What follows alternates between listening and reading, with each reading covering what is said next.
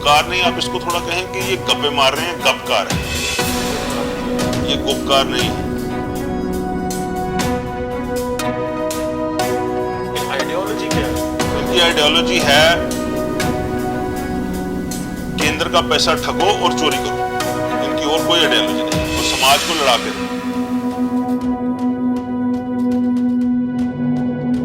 तो पूछता तो मैं हूं कि क्या 370 को पुनः बहाल करवा के, जो कि पॉसिबल ही नहीं है, ना लीगली ना टेक्निकली, ना इनके पास पॉलिटिकल स्ट्रेंथ है उतनी, ये सिर्फ एक सपना दिखाने की कोशिश कर रहे हैं कुछ चंद मुट्ठी भर लोगों को जो वो नहीं देख रहे हैं। 4 अगस्त 2019 का दिन, वो दिन जिस दिन एक डिक्लेरेशन कश्मीर में साइन की गई श्रीनगर के गुपकार रोड पर, और उसका नाम रखा गया गुपकार डिक्लेरेशन।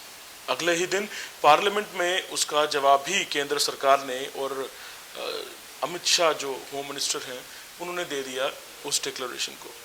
इस डिक्लेरेशन के दौरान जितनी भी सियासी पार्टियां थी कश्मीर की, चाहे वो नेशनल कॉन्फ्रेंस हो, पीडीपी हो या सज्जाद लोन लेड पीपल्स कॉन्फ्रेंस हो, सारी पार्टीज इकट्ठा होकर वो डिक्लेरेशन लेके आई, क्योंकि एक अनजाना सा डर था 1-2 दिन बाद कुछ भी हो सकता है उस चीज़ को लेके, जो अगले दिन देखने को भी मिला।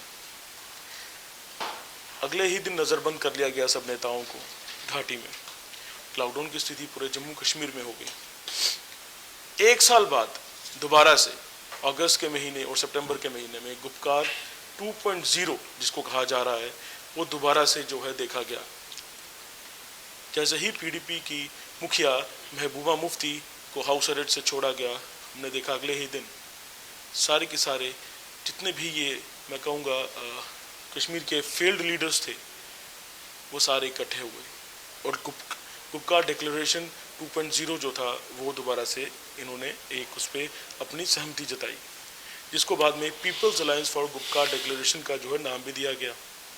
लेकिन यहाँ पे कुछ सवाल खड़े होते हैं, क्या कश्मीर की जनता, या अगर आप कश्मीर बेस्ड न्यूज़पेपर्स हैं जो, या कुछ वेबसाइट्स हैं, अगर आप उनको पढ़ें तो आपको समझ आएगा कि अभी भी लोगों को जो कई दशकों से इनके धोखे खा रहे हैं इन राजनेताओं के, गुपकार डिक्लेरेशन पे भी उनका कोई खासा ट्रस्ट नहीं है। तो क्यों गुपकार डिक्लेरेशन 2.0 जो है वो एग्जिस्टेंस में आई दोबारा से? इसी पे बात करने के लिए मेरे साथ जुड़ चुके हैं वीएचपी के वर्किंग प्रेसिडेंट राजेश गुप्ता जी। राजेश जी, जिस तरह से मैं भी दर्शकों को बता रहा था कि पूरा 1 साल पहले जो है गुपकार डिक्लेरेशन 1.0 जो है एक अनजाने डर से सब पॉलिटिकल पार्टीज़ ने किया, कश्मीर बेस्ड पॉलिटिकल पार्टीज़ ने। फिर पूरे साल बाद जब सब वो नज़रबंद नेता बाहर आए, उसके बाद दोबारा से गुपकार डिक्लेरेशन 2.0 जो है वो एक्सिस्टेंस में आया, जिसे later on people's Alliance for Gupkar declaration भी नाम दिया गया। जिस तरह से हम कश्मीरी लोगों की बात करें तो ये शायद वही नेता हैं जो 2% या 3% वोट लेके चुने गए हैं, तो इनको हम रिप्रेजेंटेटिव नहीं कह सकते हैं कश्मीर का। अगर हम बिल्कुल मैं आया कि तो किस तरह से जो क्यों गुपकार डिक्लेरेशन लाया गया, क्या ये वाकई में लोगों के लिए लाया गया है या अपने आप को सेव करने के लिए लाया गया है दोबारा? देखिए, एक रिजेक्टेड लॉट ऑफ पॉलिटिशियंस जो कि इनिशियली कश्मीर बेस्ड था, अब सिर्फ गुपकार रोड बेस्ड रह गया, जिसकी पॉलिटिकल आइडियोलॉजी एक्सपोज हो गई, because they had no political ideology but personal ideology. Right. उसके एक्सपोजर के बाद जिस ढंग से वो पुरानी केंद्र सरकारों को डरा करके भारतवर्ष के टैक्स पेयर के पैसे को यहाँ पर मिसयूज करके अपने पर्सनल एजेंडाज के लिए इस्तेमाल कर रहे थे, वो अध्याय यहाँ पर ख़त्म हुआ। डेवलपमेंट का एक नया अध्याय यहाँ पे शुरू हुआ, इक्वालिटी का एक नया अध्याय यहाँ पर शुरू हुआ, और उसमें अपनी इनसिक्योरिटी जाहिर करने के लिए गुपकार रोड पर किसी एक की रेजिडेंस पर ये इकट्ठा होकर के इन्होंने जो अनिष्ट की आशंका थी ना, वो 4 अगस्त को कुछ होने वाला है, वो उस पर इन्होंने अपना वो सारा सिलसिला बनाया। अब उस सिलसिले को लेकर के, जबकि उसके बाद ये नज़रबंद भी हो गए अपने गलत बयानियों की वजह से, जबकि ये इनको समझ भी आ गया कि केंद्र सरकार जो कर रही है वो जनता के हित में है, और हमारी जो थोड़ी बहुत पॉलिटिकल ग्राउंड है वो लूज हो चुकी है। They have lost their political ground, total political ground they have lost. ठीक है, उसको रीगेन करने के लिए या उसमें से थोड़ा बहुत रीगेन हो जाए, इन्होंने वहां पे गुपकार रोड पे इकट्ठा होना शुरू कर दिया। क्योंकि पहले तो ये जलसे जुलूस करते थे बड़े बड़े पार्कों में या कहीं पे या बड़ी बड़ी ग्राउंड्स में। अब क्योंकि बड़ी ग्राउंड्स में आने के लिए ना इनके पास भीड़ है ना इनके कोई टेकर्स हैं, तो ये घरों में ही अपने ड्राइंग रूम्स में 4-5-6 लोग जो रिजेक्टेड हैं ये बैठ जाते हैं और उस तरह की बातें करते हैं।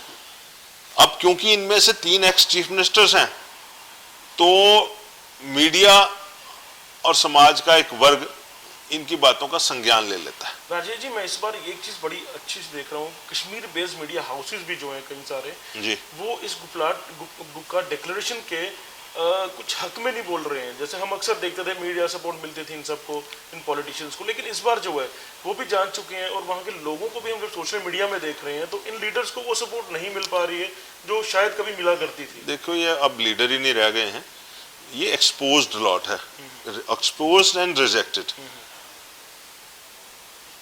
इनका बेसिक मुद्दा 370 की एब्रोगेशन को अपोज करना है।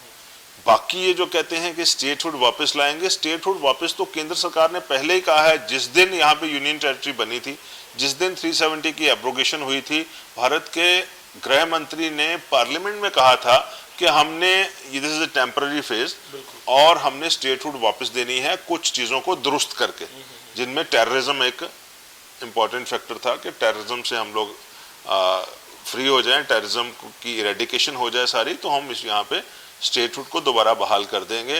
वो भी क्यों? वो इस करके कि यही लोग हाकिम थे, यही लोग टेररिज्म को पनाह देने वाले थे और यही लोग इन्वेस्टिगेशन एजेंसीज को हेड कर रहे थे। इस करके टेररिज्म भी यहाँ पे पनप रहा था और इसी करके करप्शन भी यहाँ पे पनप रही थी। और इस सारी चीज को खत्म करने के लिए प्रदेश का केंद्र शासित प्रदेश बनना बड़ा जरूरी था, ताकि जहां से भारत के टैक्स पेयर का पैसा यहां पर इन्वेस्ट होने के लिए आ रहा है, यहाँ की डेवलपमेंटल स्कीम्स के लिए आ रहा है, जहां यहाँ के जो गवर्नमेंट एम्प्लॉइज हैं, इतनी बड़ी वर्कफोर्स है, उनकी तनख्वाहों के लिए आ रहा है, तो उन लोगों के आगे इस सारे पैसे की यूटिलिटी की अकाउंटेबिलिटी हो, वो लोग इसको चेक भी कर सकें। आज जबकि सीवीसी और सीबीआई जैसी सभी एजेंसियां जो हैं और विसल ब्लोअर्स एक्ट यहाँ पे आ गया है, उनकी जुरिस्डिक्शन के अंडर है जम्मू एंड कश्मीर, तो बड़े बड़े आपको पता लग रहा होगा कि कई चीजें मिस अप्रोप्रिएशन की निकल रही बात। इसी चीज पे आ रहा था कि जैसे आपने पहले कहा कि दिल्ली को ब्लैकमेल किया जाता था जी, तो कहीं ये गुपकार डिक्लेरेशन जो है दोबारा से एक वो ब्लैकमेल बॉडी बनने की तैयारी में तो नहीं थी कि शायद हमारे आगे दोबारा झुक जाए जो है केंद्र सरकार? क्योंकि अब करप्शन केसेस जैसे आपने बोला तो आहिस्ता आहिस्ता खुलने शुरू हो चुके हैं। जम्मू कश्मीर के राजनेता जो थे यहाँ के, उनके खासकर कश्मीरी राजनेताओं के। मैं आपकी बात से सहमत हूं, ये बिल्कुल ब्लैकमेल बॉडी ही थी और ये 2 स्तरों पे ब्लैकमेल करते हैं। प्रदेश में प्रदेश की जनता को और केंद्र में केंद्र की सरकार को। प्रदेश में प्रदेश की जनता को कैसे? ये रिलीजन और रीजन वाइज दोनों तरह से इनसिक्योर करके रखते हैं सबको। जम्मू को कहते हैं, जम्मू में फैलाते हैं कि आपके साथ डिस्क्रिमिनेशन हो रही है, ठीक है। कश्मीर में मुसलमानों को समझाया जाता है कि जम्मू का हिंदू आपके खिलाफ है, और दूसरी तरफ जो हिंदू पॉपुलेशन थी कश्मीर में उसको साथ होके वहां से भगाया जाता है, ठीक है। और दोनों के बीच में खाई पैदा की जाती है। फिर उस खाई को और बढ़ाने के लिए एक जगह के रिसोर्सेज, जैसे जम्मू की जमीन थी 6 लाख कनाल, इन्होंने 70-80 करोड़ रुपए में ही सारी की सारी बांट दी। 6 लाख कनाल जमीन, जिसका कि इन्होंने असेंबली में कहा कि 25,000 करोड़ इकट्ठा करेंगे, ठीक है। वेयर एज उसी स्कीम में कश्मीर में सिर्फ 33,000 कनाल 20वां हिस्सा जमीन बांटी गई, ठीक है। और जम्मू, जहां पर के जम्मू संभाग की पॉपुलेशन जो है टोटल पॉपुलेशन का 70-75% है, वहां पे मैक्सिमम बेनिफिशियरीज इसके मुस्लिम्स थे, ठीक है। इसी तरह से केंद्र में ये कहते थे कि टेररिज्म बहुत आ गया है, तो इसको संभालने के लिए हम ही संभाल सकते हैं और कोई किसी की यहाँ पे कोई पॉसिबिलिटी नहीं है संभालने की, तो आप हमें पैसे देते जाओ और हमारी जो अनर्गल डिमांड्स हैं उनके आगे झुकते चले जाओ, ठीक है। तो दोनों स्तरों पे ये ब्लैकमेल करते थे। अब चूंकि केंद्र में दृढ़ इच्छा शक्ति वाली सरकार आ गई, उनको इनके सारी स्कीम्स समझ में आ गई, उन्होंने ब्लैकमेल होना बंद कर दिया। इस करके इनके जो गुपकार, नहीं आप इसको थोड़ा कहें कि ये गप्पे मार रहे हैं, गपकार है, गुपकार डिक्लेरेशन, ये गुपकार नहीं है, ये गपकार है। तो और इसमें कोई पब्लिक पार्टिसिपेशन नहीं है, ये 3-4-5-6 लोगों का ब्रेन चाइल्ड है। और 3-4-5-6 में भी मैं ये कहूँगा कि जब इन्होंने ये घोषणा पत्र अपने जारी किए, 1 या 2 जिसको आप कह रहे हैं, आप मुझे बताइए, ये साबका चीफ मिनिस्टर्स हैं, आप मुझे बताइए ये रीजनल पॉलिटिकल पार्टीज अपने आप में रूलिंग पार्टीज यहाँ पे रही हैं, इनके डिस्ट्रिक्ट वाइज यूनिट्स हैं, क्या जब इन्होंने ये घोषणा पत्र जारी किए पहला 4 अगस्त 2019 का भी, उस वक्त जम्मू संभाग का कोई भी प्रोविंशियल प्रेसिडेंट इनका किसी पार्टी का वहां पे उपस्थित था? नहीं। 2.0 में भी नहीं था। नहीं थी। सेकंड, क्या इनके इन घोषणा पत्रों में या जो इन्होंने अपनी टीम बनाई है, ये जम्मू कश्मीर तो गुलदस्ता है हिंदू मुस्लिम सिख ईसाई, कौन सा हिंदू इसके साथ है, कौन सा मुसलमान सिख इनके साथ है, कौन सा ईसाई इनके साथ है, कौन सा बुद्ध इनके साथ है, कौन सा जैन इनके साथ है? ये जो करगिल वर्गिल जा रहे हैं, मुझे बताइए, ये कोई इनके साथ नहीं है, ना ही इन्होंने कुछ किसी को साथ लेना जरूरी समझा है। राजेश जी, यहाँ पे मैं आपको एक चीज़ और पूछना चाहूँगा कि हम देख रहे हैं अब इन्होंने एक पब्लिक आउटरीच प्रोग्राम शुरू किया है। अब जम्मू में भी आज महबूबा मुफ्ती को जो है विजिट कर रही हैं यहाँ पे। जिस तरह से मैंने पहले भी कहा, ये कश्मीर में भी एक रिजेक्टेड लॉट रह चुका है, जिस तरह से आपने भी इस चीज़ को स्वीकारा। जम्मू में तो ऑलरेडी इनकी जो ग्राउंड उतनी थी नहीं जितनी कश्मीर में मानी जाती थी, तो जम्मू में आके या देश के अपना जम्मू कश्मीर के बाकी हिस्सों में जाके ये किस तरह से लोगों को जो है एक वो विश्वास दिलवा पाएंगे कि हमें एक मौका दो दोबारा से? जम्मू का तो कोई रिप्रेजेंटेटिव ना इन्होंने वहां बुलाया है, ना कोई इनका स्पोक्समैन है वहां पे। इनकी सारी जो गपकार टीम है उसमें कोई, और दूसरी बात है, लेकिन फिर भी मुझे लगता है हो सकता है 2-4 जयचंद जम्मू में हो जो इनको यहाँ पे रिसीव करके तो इनकी आइडियोलॉजी को पब्लिक में लाने की कोशिश करें। लेकिन आपके माध्यम से हम ये पूछना चाहते हैं, इनकी आइडियोलॉजी क्या है? इनकी आइडियोलॉजी है केंद्र का पैसा ठगो और चोरी करो, इनकी और कोई आइडियोलॉजी नहीं है। और समाज को लड़ा के रखो, इनकी और कोई आइडियोलॉजी नहीं है। इनकी एक ही है कि केंद्र का पैसा कैसे हमने ठगना है, जो भारत के टैक्स पेयर का पैसा है। अगर हम गुपकार डिक्लेरेशन की बात करें 2.0 की, उसमें कहा गया है कि हम प्री अगस्त 5 जो है उस स्टेटस को वापस लाना चाहते हैं। मुझे लेकिन राजेश जी, यहाँ पे कई सारी चीज़ें हैं, शायद आप क्लियर कर सकें उसको, कि कई बेनिफिशरी भी रह चुके हैं उस पोस्ट अगस्त 5 जो सिनेरियो है उसके बाद से, चाहे वो वाल्मीकि समाज हो, चाहे वो गोरखा समाज हो, चाहे वो यहाँ की औरतें हों जिनके हकूक जो थे उनको उनसे महरूम रखा जाता था शादी के बाद। तो जब ये इतने बेनिफिशरीज हैं उसके, तो उन ये क्या चाहते हैं कि वो सारे बेनिफिट्स खत्म हो जाएं? आपने तो बहुत कम गिनाया है। मैं तो सबसे पहले शुरू करता हूँ कि शेड्यूल्ड ट्राइब्स जम्मू कश्मीर का एक बहुत बड़ा हिस्सा है, काफी बड़ा। गद्दी, सिप्पी, गुजर, बकरवाल 370 की एब्रोगेशन के बाद उनको हकूक मिले हैं पॉलिटिकल रिजर्वेशन के। अब जब जम्मू कश्मीर की असेंबली बहाल होगी, जब यहाँ पर इलेक्शन होंगे, 90 सीटों में से कोई 10-12 सीटें जो हैं रिजर्व की जाएंगी शेड्यूल्ड ट्राइब्स के लिए। मुझे आप बताइए, शेड्यूल्ड ट्राइब्स शुरू से नेशनल कॉन्फ्रेंस के साथ चलते रहे हैं, टाल लीडर्स उनके इनके साथ चलते रहे हैं। जब इन्होंने अपनी गपकार डिक्लेरेशनें की, गपकार मीटिंगें की, क्या उनमें से किसी में भी वो शेड्यूल्ड ट्राइब्स के वो नेता इनके साथ थे? बिल्कुल नहीं थे। 70 सालों में इन्होंने क्यों उनको रिजर्वेशन नहीं दी? क्यों? कि ये उनसे काम करवाना चाहते थे, उनके नाम को कैश करना चाहते थे, पॉलिटिकल टूल की तरह यूज, पॉलिटिकल टूल की तरह उनको यूज कर रहे थे। आज जब 370 की एप्रोगेशन के बाद उनको पॉलिटिकल रिजर्वेशन मिल गई है, तो पूछता तो मैं हूं कि क्या 370 को पुनः बहाल करवा के, जो कि पॉसिबल ही नहीं है, ना लीगली ना टेक्निकली, ना इनके पास पॉलिटिकल स्ट्रेंथ है उतनी, ये सिर्फ एक सपना दिखाने की कोशिश कर रहे हैं कुछ चंद मुट्ठी भर लोगों को जो वो नहीं देख रहे हैं। क्या अगर सुपरफिशियली मैं बात करूं 370 यहाँ पे बहाल हो जाती है, तो क्या सबसे पहले ये उन एसटी से उनकी पॉलिटिकल रिजर्वेशन छीनेंगे? वो तो ऑटोमेटिकली चली जाएगी। क्या जो रिफ्यूजी 1947 से लेकर के आज तक यहाँ पर थे सेकंड क्लास सिटीजन के तौर पे, जो उनको नागरिकता के हकूक मिले हैं, ये रिफ्यूजी वो हैं जब ये सियालकोट वाली साइड से आए तो उस वक्त शेख अब्दुल्ला ने भी इनको कहा कि रावी के पार पंजाब में मत जाइए, यहीं रहिए। क्यों कहा था?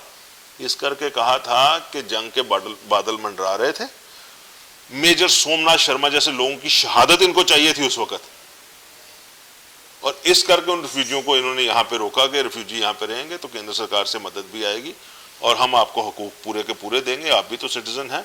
इन्होंने आज तक उनको सिटीजन राइट्स नहीं दिए, सेकंड क्लास सिटीजन बन के वो रह रहे थे। आज जब उनको हकूक मिले हैं, क्या 370 की पुनः बहाली के बाद ये हकूक उनसे छीनना चाहते हैं? नारी सम्मान तो इनके मन में था ही नहीं कभी।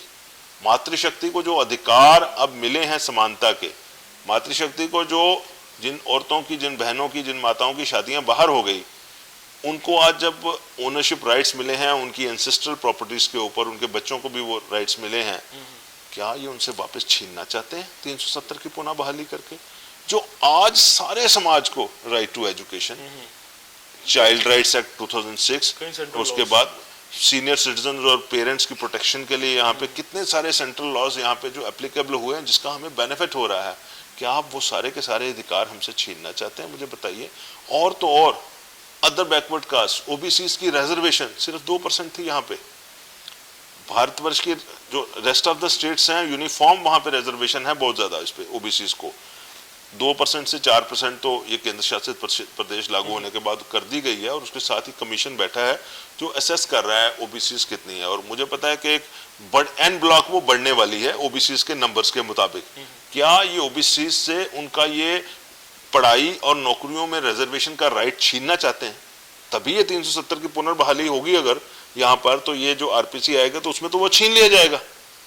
तो ये सवाल मेरा उन जयचंदों से भी है जो जम्मू में इनको पनाह दे रहे हैं, मेरा सवाल इन गपकार के लीडरों से भी है जो ये कह रहे हैं कि हम, जो ये सपना दिखा रहे हैं कुछ लोगों को कि हम 370 की पुनः बहाली करेंगे।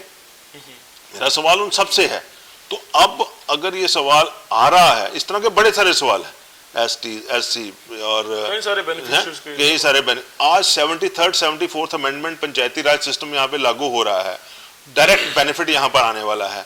उस डायरेक्ट बेनिफिट को अगर ये ग्रास रूट डेमोक्रेसी बन रही है, इन्होंने 70 सालों में इंप्लीमेंट नहीं किया। जम्मू कश्मीर भारत का एकमात्र ऐसा स्टेट रहा जहां रेगुलर तौर पर पंचायतों के, लोकल बॉडीज के इलेक्शन नहीं हुए, यहां कभी नहीं हुए। बिल्कुल ठीक है। आज जब वो हम एक रेगुलर फॉर्मेट पे आने वाले हैं नेशन के साथ, क्या 370 की पुनः बहाली करके ये वो सारा कुछ छीनना चाहते हैं? ये सवाल जम्मू के उन जयचंदों से भी है जो इनके साथ हॉबनॉबिंग कर रहे हैं, ये सवाल इन गपकार के नेताओं से भी है जो पॉलिटिकली जम्मू कश्मीर में रिजेक्ट हो चुके हैं। और मेरी ये दरखास्त आप है फोर्थ पिलर ऑफ डेमोक्रेसी, आपसे भी है कि आप जब इनसे मिलते हैं तो इनको पूछिए ये बात कि आप समाज के साथ कैसी ट्रीटमेंट करना चाहते हैं। आपको सिर्फ अपनी सत्ता का लालच है, आपको सिर्फ ये लालच है कि केंद्र के पैसे का किस तरह से दुरुपयोग किया जाए, आपको ये लालच है कि जम्मू कश्मीर का समाज डेवलपमेंट की तरफ ना देखे, आपको ये लालच है कि यहाँ पर जम्मू हिंदू मुसलमान और जम्मू और कश्मीर के नाम पर लोगों को लड़ा करके रखा जाए। ये कौन सी राजनीति आप यहाँ पर करना चाहते हैं? लास्ट में मैं कंक्लूड करने के समय आपसे पूछना चाहूंगा, जैसे जिस तरह से अभी आउटरीच चल रही है जी, आप किस तरह से देखते हैं इसको, कितना ये जो है बेनिफिशियल होगा ये उन लोगों के लिए जो चाहते हैं कि ये लीडर्स जो एक्सपोज हो? मैं तो कहता हूं कि ये जो जहां भी जाना चाहते हैं ये जाएं, ये डेमोक्रेटिक राइट है उनका भी हर जगह जाना, ठीक है। अपने रेजोल्यूशन बनाना भी हर एक का अपनी बात रखना में, लेकिन पब्लिक इनको पूछे कि ये है तो देशद्रोही, ये तिरंगे का अपमान करते हैं, ये भारत के इंटरनल मैटर्स के लिए चाइना को लाना चाहते हैं बीच में, पाकिस्तान को लाना चाहते हैं बीच में। और जयचंदों को मैं ये कहना चाहता हूं कि क्यों आप ऐसे लोगों के पीछे, भारत के अपने जम्मू कश्मीर में के उनके पीछे जा रहे हैं जो कि तिरंगे का अपमान करें या चाइना की बात करें, और उसके बाद जो लोगों को आज हकूक मिले हैं, बेनिफिट मिले हैं 1 साल में, उनको वापस करवाने की बात करें। ये आउटरीच प्रोग्राम इनका एक्सपोजर प्रोग्राम है, ये इससे एक्सपोज हो जाएंगे पूरे के पूरे। ये आउटरीच नहीं, ये बाकी ये ठीक हो रहा है, ये एक्सपोज हो जाए, इनका एजेंडा एक्सपोज हो जाए और पब्लिक को पता लग जाए, दूध का दूध के पानी का पानी जो है सब क्लियर हो जाए। कहीं ना कहीं ग्राउंड लेवल की जो एक ग्रास रूट लेवल की पॉलिटिक्स होती है या ग्रास रूट लेवल के जो सिस्टम्स होते हैं, चाहे वो पंचायती सिस्टम हो या हम अब देख रहे हैं डीडीसी इलेक्शंस में होने वाली है, कहीं ना कहीं आपको लगता है इससे भी जो इन पॉलिटिशियंस को डर है कि इनकी जो तिजोरियां पहले भरा करती थी अब इनके कंट्रोल से वो जो है जा चुकी हैं, उसको जो है अपनी तिजोरियों को बचाने के लिए एक गुप्का डिक्लेरेशन जैसा ये अलायंस वगैरह क्रिएट हो रहा है? पूरा डर है। आप इनका अगर हिस्ट्री देखें, जब भी पंचायत इलेक्शन की बात आती थी तो ये कहते थे हम बायकॉट करते हैं, जब पार्लियामेंट या असेंबली की बात आती थी ये कहते थे हम लड़ते हैं। क्यों? पार्लियामेंट और असेंबलीज में इन्होंने खुद लड़ना होता था, इनके बच्चों ने लड़ना होता था। पंचायत और लोकल बॉडीज इलेक्शंस में आम जनता ने लड़ना होता था और वहां पर डायरेक्ट पैसा केंद्र से आना था। तो ये चाहते नहीं थे कि पब्लिक एम्पावरमेंट हो, ये चाहते थे कि पर्सनल एम्पावरमेंट हो। इस करके वो जब वो इलेक्शन आना तो बायकॉट, जब ये इलेक्शन आना तो 2-4% वोट लेके जीतना। इनको वोट कभी भी पंचायत से ज्यादा इन्होंने नहीं लिए, पार्लियामेंट में जाने के लिए भी वोट उतने ही लिए हैं 2%। हाँ, और ये एजेंडा था इनका कि बायकॉट में ही हम जीत सकते हैं, अगर पूरी पब्लिक पार्टिसिपेशन हो जाएगी इलेक्शन प्रोसेस में फिर हम जीत नहीं पाएंगे। आज पब्लिक पार्टिसिपेशन हो रही है, इनका डर तो जग जाहिर है, एंड ये चाहिए कि अब ये पूरी तरह एक्सपोज हो जाए। अब समय आ चुका है, इनका भांडा फूटना चाहिए। चलिए, धन्यवाद राजेश जी।